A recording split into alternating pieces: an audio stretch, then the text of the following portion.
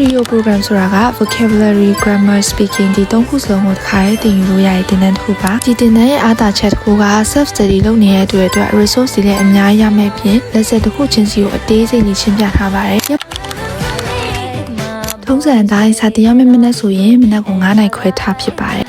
မနက်ပိုင်းစာတင်ပြီးရနေတော့အခန်းထဲကိုခဏလေးသွန်းနာပါတယ်စာတင်ဖို့ဆိုရင်ကိုယ်တိုင်နဲ့အဆက်မပြတ်တင်ယူနေဖို့လိုတာဖြစ်လို့ Trio program လေးကို join ထားပါတယ် GNU website ကနေသစင်ဖုန်း laptop ရှိုံနဲ့လေ့လာလို့ရတဲ့အင်္ဂလိပ်စာသင်တန်းတစ်ခုပါTrio program ဆိုတာက vocabulary, grammar, speaking ဒီသုံးခုစလုံးကိုတစ်ခါရေးသင်ယူလို့ရတဲ့သင်တန်းတစ်ခုပါဒီသင်တန်းရဲ့အားသာချက်တစ်ခုက self study လုပ်နေတဲ့အတွက် resource တွေလည်းအများကြီးရမယ့်ပြင် lesson တစ်ခုချင်းစီကိုအသေးစိတ်လေးရှင်းပြထားပါတယ်ရက်ပေါင်း60 vocabulary camp ထဲမှာဆိုရင်စကားလုံးတစ်လုံးချင်းစီတိုင်းရဲ့အတိတ်ပဲအတန်ထွက် example sentence နဲ့ idiom တွေပါအသေးစိတ်လေ့လာလို့ရလို့ဆက်တဲ့စကားလုံးတွေရှာဖို့အချိန်ကုန်တက်တာတဲ့အပြင် unit 120အောင်ရှိလို့ vocabulary camp ပြီးရင်ကိုပဲစကားလုံးတွေတော်တော်များများကိုရတော့မှာဖြစ်ပါတယ် grammar in use classထဲမှာဆိုရင် Cambridge တင်ယူ textbook နဲ့တင်ပေးပြီးတော့တနင်္လာစာဗီဒီယိုပေါင်း145ခုတောင်ရှိလို့ grammar pattern ပြည့်စုံစုံလေးရတော့မှာဖြစ်ပါတယ်နောက်ဆုံးတစ်ခုအနေနဲ့ speaking အတွက် phrasal verb class လေးလည်းရှိပါတယ်ဒီ class ထဲမှာဆိုရင် unit 80အောင်ပါလို့ unit တစ်ခုစီတိုင်းမှာလည်း phrasal verb အသုံးပြုဖို့အမျိုးမျိုးကိုဗီဒီယိုတစ်ခုချင်းတေချာလေးသင်ထားပြရမို့လို့ self study လုပ်ချင်တဲ့